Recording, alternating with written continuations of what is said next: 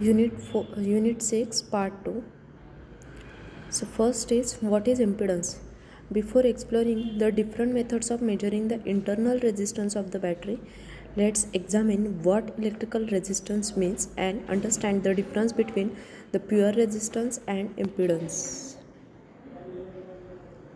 R is pure resistance and Z includes reactive elements such as coils and capacitors. Both readings are obtained in ohms. The electric conductivity is also measured in Siemens, that is reciprocal to ohmic values. The electrical resistance of pure load such as heating element has no reactance. Voltage and current flow in unison and there is advancing or trailing phase. The ohmic resistance is same with the direct current, that is DC, and alternating current AC. The power factor is 1, providing the most accurate metering of the power consumed. Most electrical loads are reactive and consist of capacitive reactance and inductive reactance. The capacitive reactance decreases with higher frequency while the inductive reactance increases.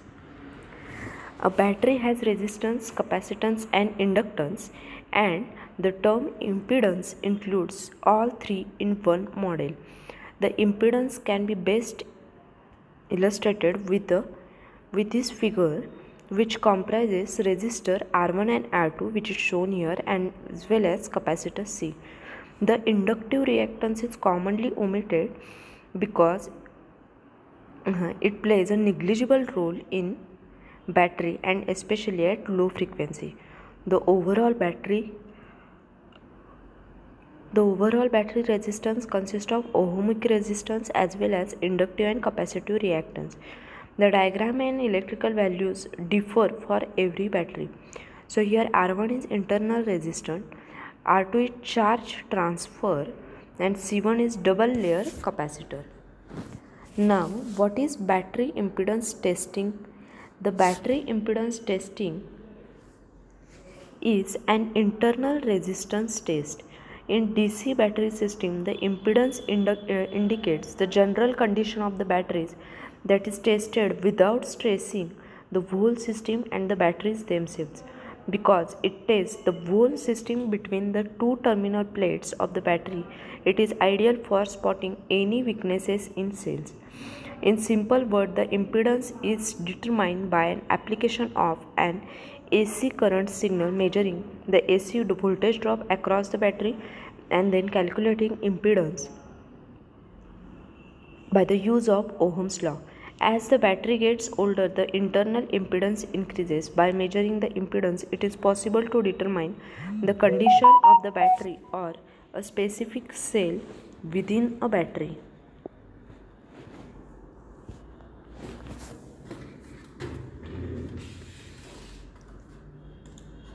The battery impedance is the combination of internal resistance and reactance, where internal resistance plus reactance, or L plus C, which is equal to impedance when using as an AC stimulus. The internal resistance of the battery is made up of two components, electric or ohmic, and resistive and ionic resistance. The electrical resistance is the measure of opposition to the current flow in electrical circuit, whereas the ionic resistance is the measure of opposition to the current flow due to internal factors such as electrode surface area and electrolyte conductivity.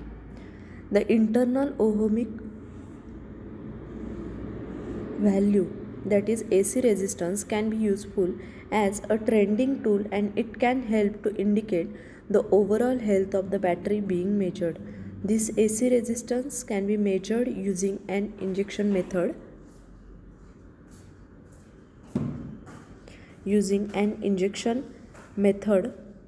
By where a small current, that 1000 Hz AC, for example, it is injected into the battery, then any variations are calculated using Ohm's law. A lower internal resistance generally indicates a higher capacity. Therefore, an increase in internal resistance over a time can indicate declining battery capacity or degradation. Measuring the trend over the time will indicate which cells are weakest or abnormal. It is important to note, however, that the internal resistance varies between different batteries and battery manufacturers. The symbols for the battery impedance: L is internal resistance and C is reactance.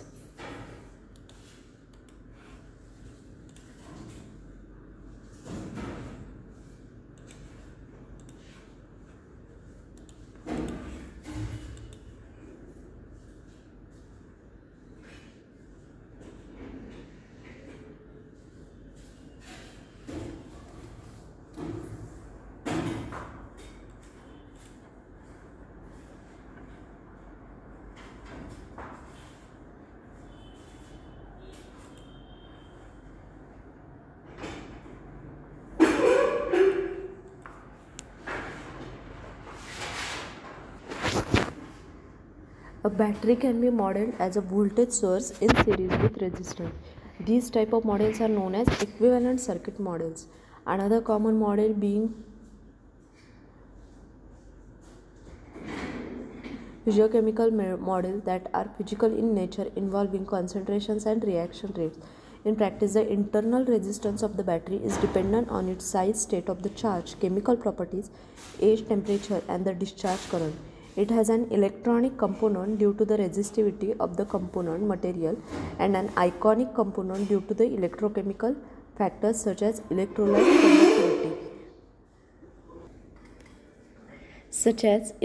conductivity, ion mobility, speed of electrochemical reaction, and electrode surface area.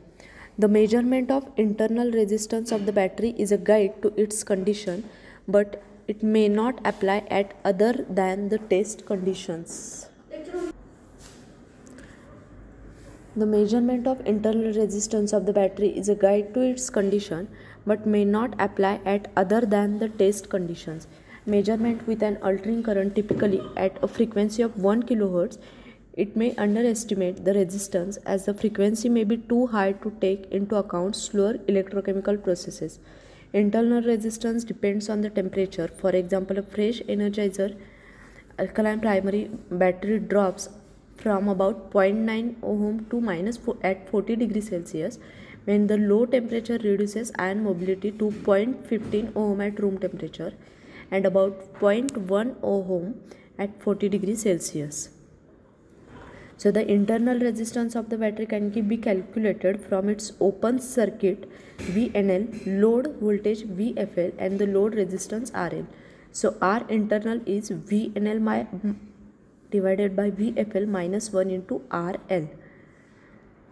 Many equivalent series resistance meter, essentially AC milliohm meters,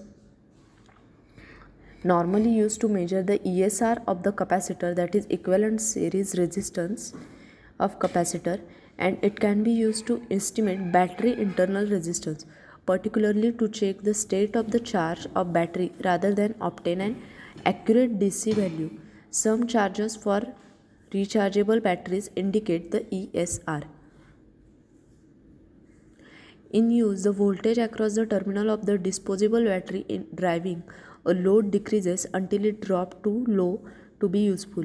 This is largely due to an increase in internal resistance rather than a drop in the voltage of equivalent source.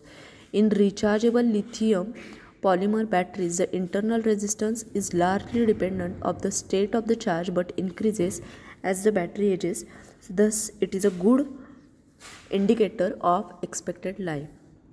Next is battery capacity.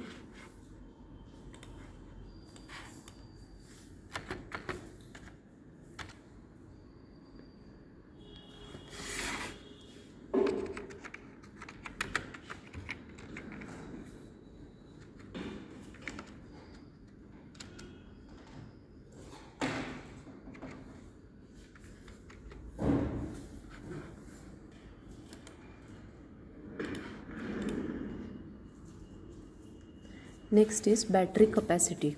So it is measured in watt hour, ampere hour, and milliampere hour. The battery capacity is measured typically in ampere hour of the charge stored by the battery, and it is determined by the mass of active material contained in the battery.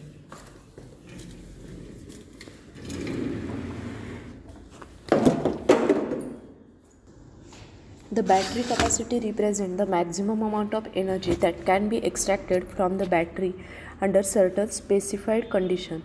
However, the actual energy storage capabilities of the battery can vary significantly from the nominal rated capacity, as the battery capacity depends strongly on the age and the past history of the battery, the charging or discharging of the battery, and the temperature.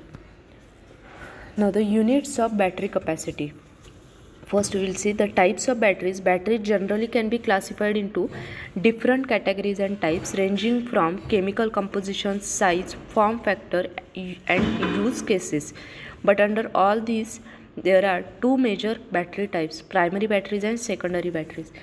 Now, what is primary batteries?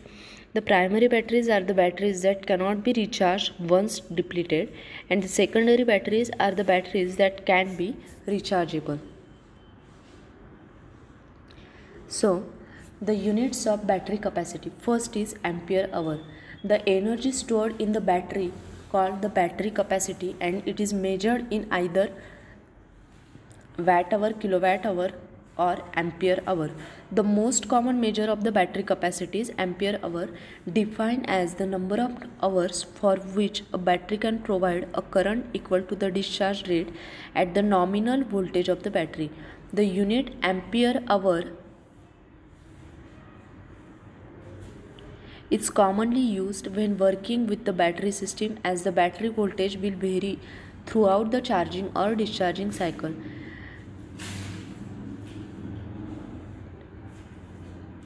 The ampere hour is also called, it is the unit of battery capacity that measures the amount of charge that can be available in fully charged battery.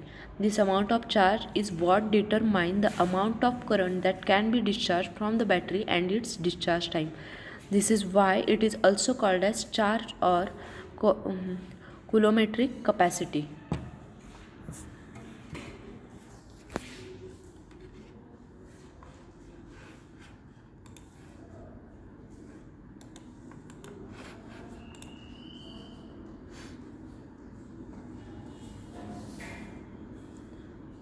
So, battery capacity ampere hour, it is also defined as the product of current that is drawn from the battery while the battery is applied to supply. The battery is able to supply the load until its voltage is dropped to a lower than a certain value for each cell.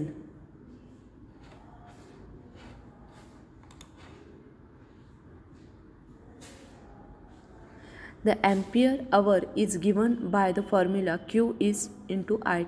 The Q is amount of charge and I is discharge current in ampere, and T is the discharge time in hours. For example, 200 hour ampere battery means that current of 100 ampere can be discharged through the battery of 2 hours. So 100 ampere into 2 hours is 200 ampere hour. Another example is 1200 milliampere hour battery means theoretically a current of 120 milliampere can flow through the battery for a 10 hour. That is 120 milliampere into 10 hour is 1200 milliampere.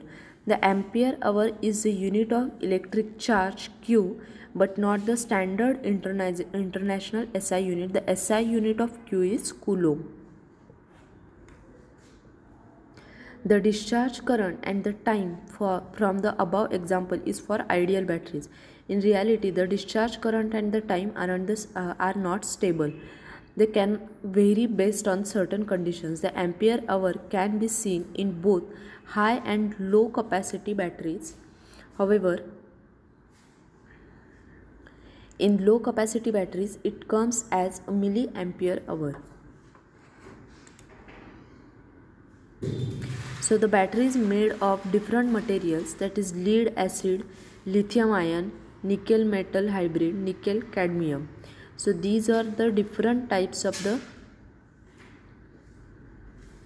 these are different materials from which batteries can be made.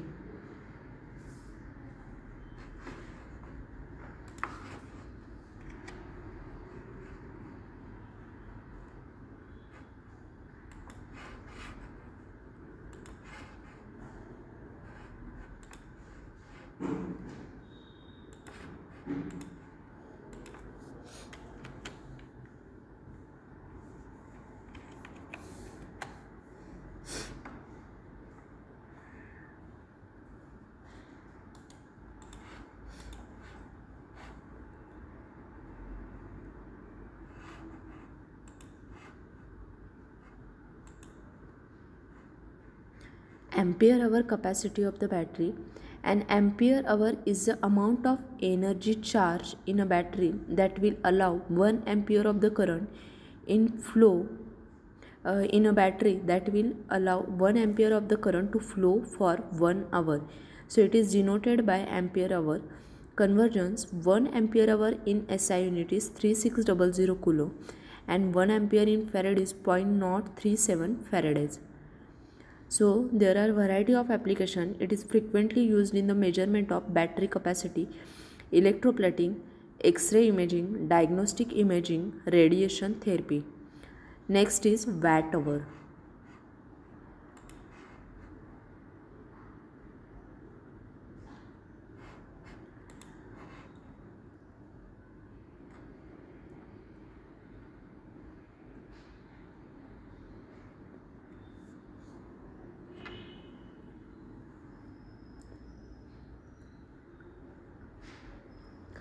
Watt hour is the energy capacity of the battery.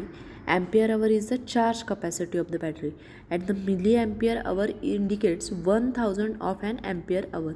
Or ampere hour or milliampere hour is mostly seen on the bodies of the batteries, while watt hour is rarely seen. Watt hour gives a more accurate definition of the energy stored in a battery. So watt hour is energy capacity and ampere hour is charge capacity. The watt hour is unit of measurement that describe accumulated energy.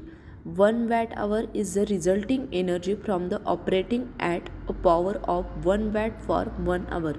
This can be, for example, 1 ampere at 1 volt for 1 hour or 4 ampere at zero point 0.5 volt for half an hour, and so on. The watt is the product of ampere and volt. The power capacity is how much energy is stored in the battery. So this power is often expressed in watt hour. It is the voltage V that the battery provides multiplied by how much current in ampere the battery can provide for some amount of time, generally in hour. So voltage into ampere into hour is watt hour. Since voltage is pretty much fixed for a battery type due to its internal chemistry, often only the ampere hour measurement is printed on the side, expressed in ampere hour or milliampere hour. 1000 milliampere is 1 ampere hour. To get watt hour, multiply the ampere hour by the nominal voltage. For example, let's say we have a 3 volt nominal battery with 1 ampere hour capacity. Therefore, it has a 3 watt hour of capacity. 1 ampere hour means, that is, theory can draw 1 ampere of the current for 1 hour, or 0.1 ampere for 10 hours, or 0.01, also known as 10 milliampere. 0.01 ampere means 10 milliampere for 100 hours. So the amount of current we can really draw, that is the power capability from the battery, is often limited. For example, a coin cell that is rated for 1 ampere hour can't actually provide 1 ampere of current for an hour. In fact, it can even provide 0.1 ampere without overextending itself.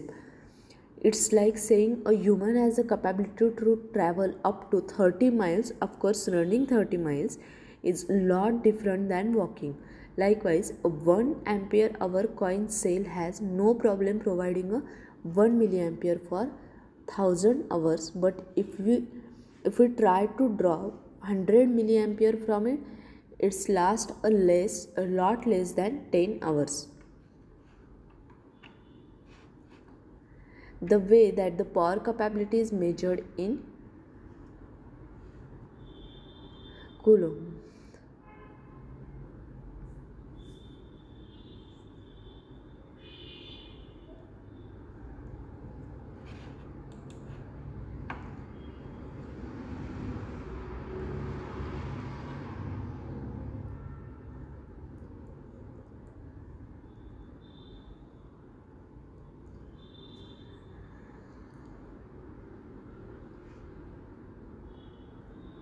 The charging discharging rate affect the rated battery capacity. If the battery is being discharged very quickly, that is the discharge current is high, then the amount of energy that can be extracted from the battery is reduced and the battery capacity is lower. This is due to the fact that the necessary component for the reaction to occur do not necessarily have enough time to either move to their necessary positions, though only a fraction of the total reactants are converted to other forms and therefore the energy available is reduced. Alternatively, the battery is discharged at a very slow rate using a low current, more energy can be extracted from the battery and the battery capacity is higher. Therefore, the battery of capacity should include the charging and discharging rate. A common way of specifying battery capacity is to provide the battery capacity as a function of time in which it takes to fully discharge the battery. The temperature of the battery will also affect the energy that can be extracted from it. At higher temperature, the battery capacity is typically higher than at lower temperature. However, intentionally elevating the battery temperature is not an effective method to increase the battery capacity, as this is also decreases the battery lifetime.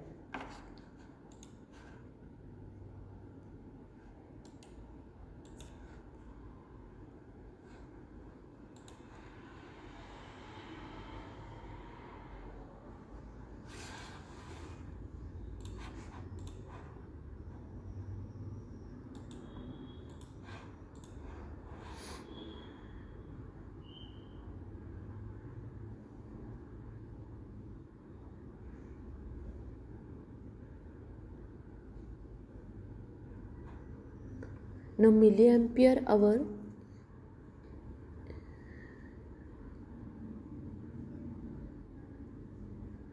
milli means 0.001, so it is the unit prefix that represent thousand. So when we see milliampere hour, it actually means thousands of ampere hour.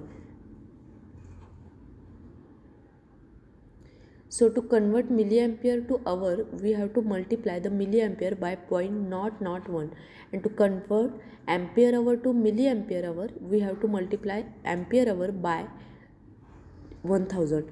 Most of the rechargeable devices have their battery rated in milliampere hour. Even the power bank, this is the one example. This is because they are of lower capacity compared to the batteries which are used in more energy consuming applications such as solar power system backup batteries. Simply, the higher the milliampere hour or ampere hour, more the battery capacity. Thus, the longer the battery takes to discharge. The time it takes for the battery to discharge depends on the load that is connected to it.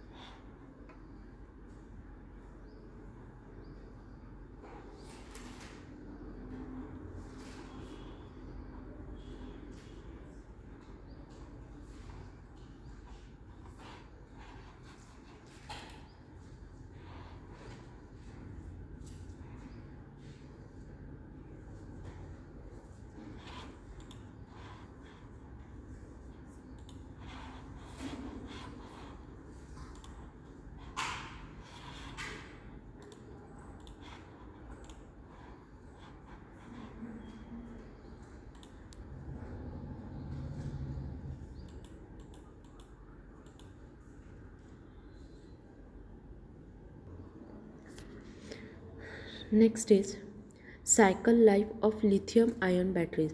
The cycle life of the batteries is the number of charge and discharge cycles that a battery can complete before losing performance.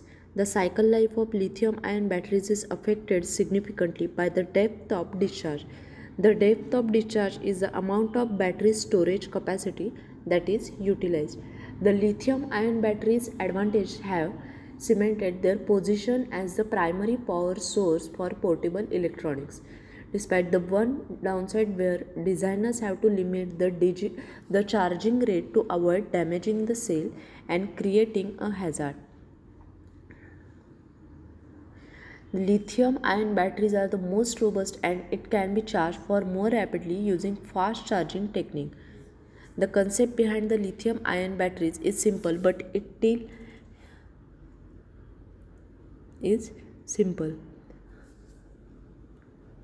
The lithium ion cells are based on intercalation compounds. The compounds are the materials with a layered crystalline structure that allows lithium ions to migrate from or reside between the layers. During discharge of the lithium ion batteries, ions move from the negative electrode through an electrolyte to the positive electrode, causing electrons to move in the opposite direction around the circuit to power the load. Once the ion in the negative electrode are used up, the current stops flowing. Charging the battery forces the ion to move back across the electrolyte and embedded themselves in the negative electrode, ready for the next discharge cycle.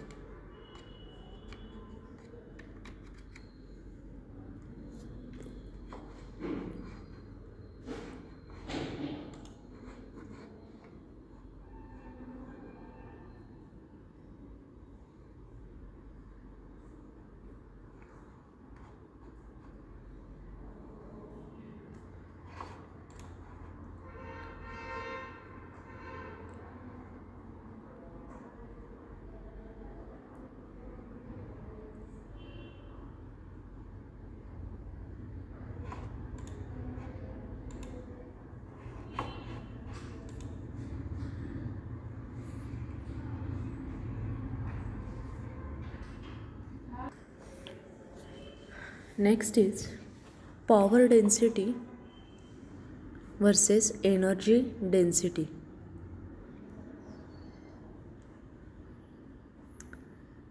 The energy density is related to the amount of energy that can be stored per battery unit, whereas the power density is related to the maximum amount of energy that can be discharged battery unit. Although the energy density is the most commonly used measurement to determine battery performance, while the power density is still an important metric to consider when talking about the energy systems. The energy density watt hour per kg can be given as the amount of energy stored per unit, that is mass, area or volume, and corresponding power density watt per kg means amount of energy flow per unit, that is mass, area, volume per unit time. More simply, we can say energy density can be taken as the volume of the water tank and the power density can be a rate of water flow from the tap.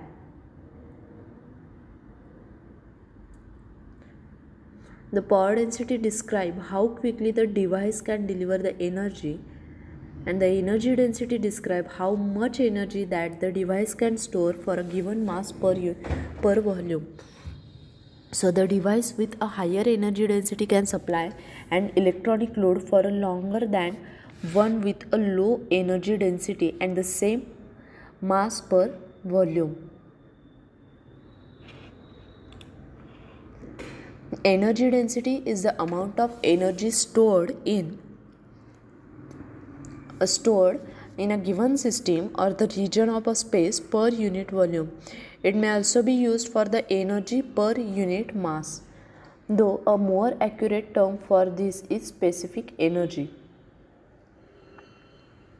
Energy per unit volume has the same physical units as a pressure, and in many circumstances,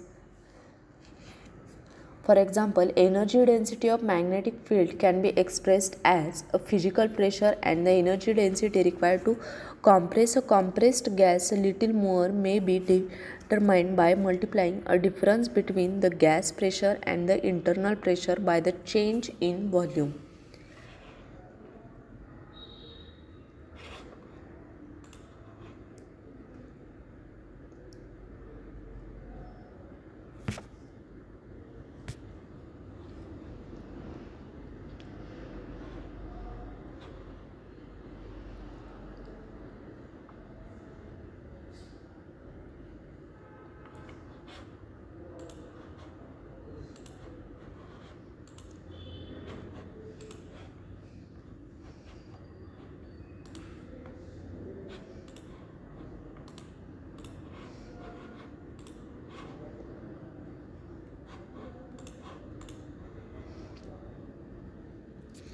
So the energy density pack as much active material as possible.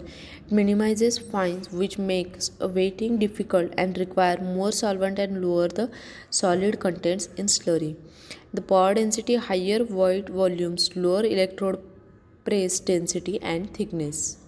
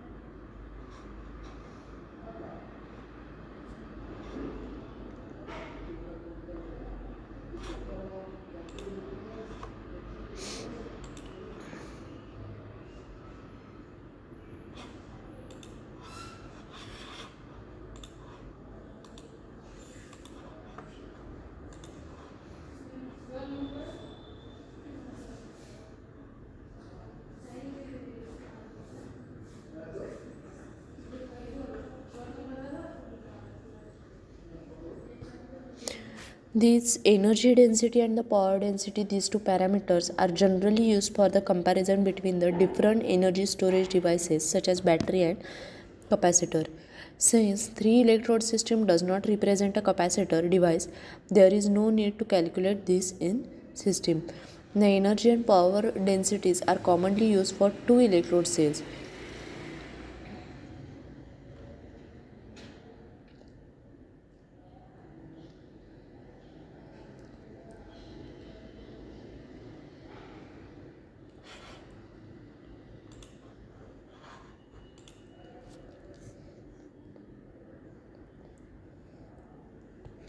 Then next is electrical safety precautions. Never touch both battery terminals with a bare hands at the same time. Remove the rings, watch and jewelry when working with or near batteries. The metal in the jewelry can cause a shock or burn if they contact the battery terminals. Only use insulated non-conducting tools to remove cell caps. Never lay tools or other metal parts on the top of battery. Consider convert battery terminals and connectors if possible with an insulated blanket before overheat inspection or repair. Ensure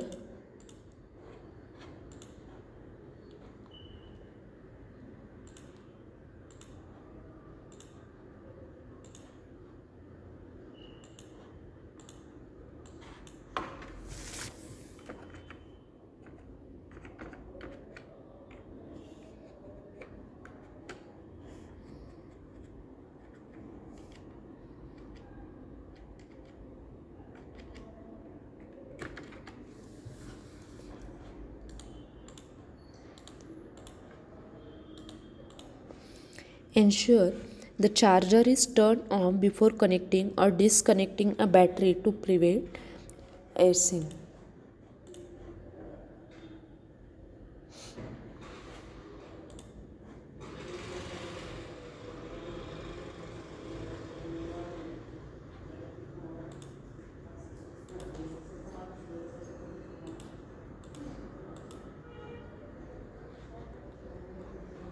Always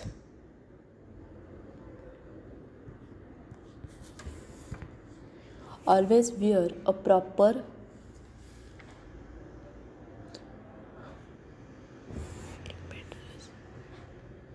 Next is handling battery acid. If electrolyte is taken internally, drink large quantities of water or milk. Do not induce vomiting. Call a physician immediately. Neutralize with a baking soda.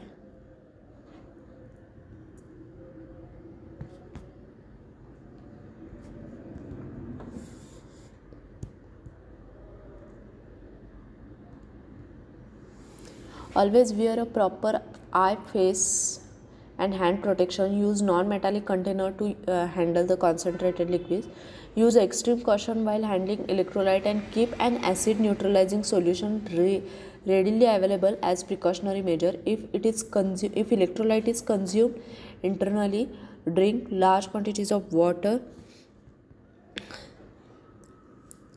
Drink large quantities of water or milk. Do not induce vomiting. When the battery is not in use,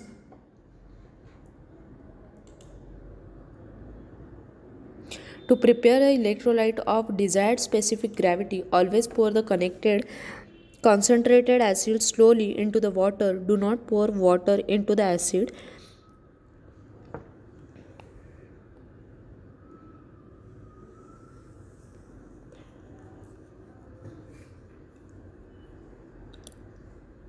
Always stir the water while adding small amount of acid. If noticeable heat develops, allow the solution to cool before continuing to add acid. Next is safety handling of batteries. Use appropriate equivalent to load upload batteries from mobile equipment. Ensure you are trained in using the loading equipment.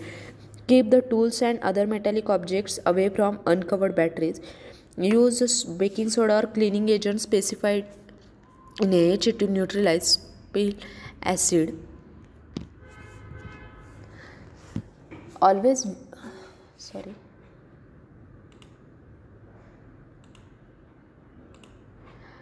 there are some safety precautions like when the battery is not in use, make sure we disconnect the battery from the battery connector.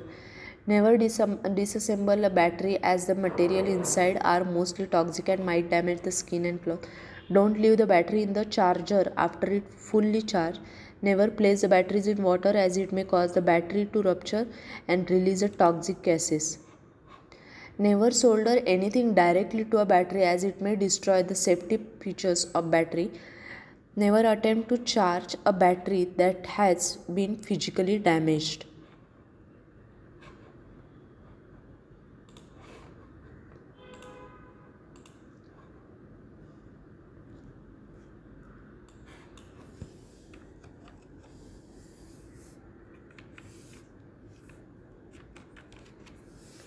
Next is supercapacitors, faster action than batteries.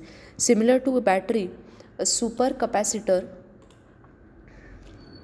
also has electrodes with an electrolyte in between.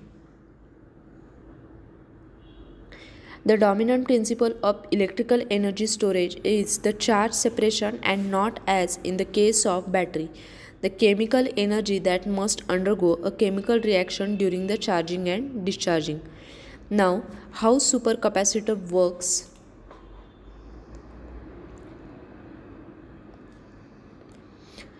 A supercapacitor is a new type of the energy storage device different than unconventional capacitor and rechargeable batteries. This is also known as electrochemical capacitor, electric double layer capacitor, gold capacitor and farad capacitor, and are electrochemical components that have been developed by polarized electrolyte. Now, how a supercapacitor works? The supercapacitor's energy is stored in supercapacitor energy is stored in electric double layer where the charge separation is of a very small distance down to atomic distance. A consequences of this is that discharging, that is a power supply, is much faster than in battery. From a practical viewpoint, these capacitors can be seen as a complement or alternative to batteries. The much faster action is the main feature distinguishing supercapacitor from the batteries. Compared to, for example, lithium-ion batteries, a supercapacitor can deliver more than an order of magnitude higher power per unit mass. For energy density, that is electrical energy dense storage per unit mass, the relation is reversed. Now there are some pros and cons of supercapacitor. The supercapacitor can be used in cars for dynamic braking, that is, to use the braking to drive an electrical generator that charges a supercapacitor or battery. It typically stores 10 to 100 times more energy per unit mass or the volume than electrolyte capacitor. It can accept and deliver the charge much faster than the batteries and tolerate many more charge and discharge cycles than rechargeable batteries. The supercapacitor are therefore used in applications requiring many rapid charge discharge cycles rather than a long-term compact energy storage in automobile, bus, trains, elevators, short-term energy storage or burst mode power density. Fuel cells never discharge. It act as a battery and supercapacitor. A fuel cell also consists of an anode and cathode with electrolyte between them. Now, how fuel cell works? An electrical current is produced via redox radiations occurring on the electrode of fuel cell. The most common fuel cell is hydrogen fuel cell. On the anode, hydrogen molecules which are fed to the anode from an external supply dissociate to protons and electrons on catalytic material deposited on the anode, and protons travel toward the cathode through a electrolyte, which is the most common cases is a polymer electrolyte membrane. The electrons travel in the external circuit, thus creating a current eventually reaching the cathode. At the cathode, protons, oxygen atomic from dissociated oxygen molecules and electrons combine to form a water. The cathode also requests a suitable catalyst for the reactions there, oxygen reduction reaction, air which is supplied to the cathode from the external supply. Thus, a fuel cell generates a current by using energy-rich hydrogen molecules, that is, convert chemical energy to electricity. It should be noted that it is a fuel cell together with its fuel tank and oxygen supply that constitute an energy storage system, not the fuel cell alone. Now, fuel cell, there are some pros and cons of fuel cell. Contrary to a battery or a supercapacitor, a fuel cell is never discharged but generate a current and voltage as long as hydrogen fuel and oxygen are supplied. Charging a fuel cell system consists of filling its fuel, for example hydrogen, into a tank. In recent decades, the fuel cell have become popular in electrical and hybrid cars. They are also subject to high current interest in development projects for a small-scale stationary applications for storing solar electricity from excess supply to the low supply time. Here, hydrogen is produced by the electrolysis and stored using oversupply of electricity from a solar cell during daylight hours. During the dark hours, electricity is produced by the fuel cell using the stored hydrogen. Some current development projects aim for much longer storage times, storing hydrogen produced during summer time to generate electricity during winter time. A drawback of this fuel cell is its need for expensive noble metal catalyst on the anode. This can be reduced or eliminated by running a fuel cell at high temperature using ceramic electrolyte material, so it is used in a so-called SOFC, that is solid oxide fuel cell. Thank you.